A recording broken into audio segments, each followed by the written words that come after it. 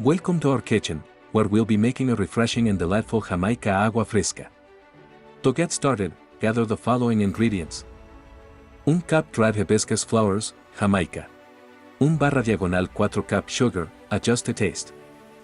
Ice cubes. 3 lime slices and mint leaves, optional, for garnish.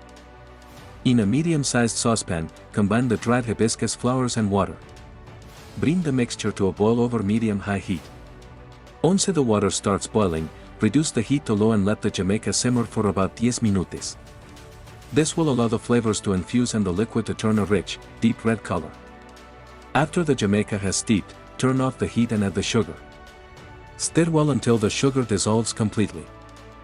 Let the Jamaica Agua Fresca cool down for a few minutes before straining it into a pitcher. Discard the hibiscus flowers, and your flavorful base is now ready.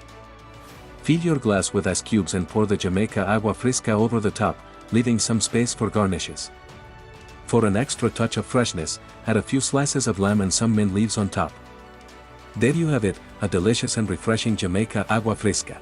Perfect for hot days or any time you crave a tasty, thirst-quenching beverage. We hope you enjoy making and savoring this traditional Jamaican drink.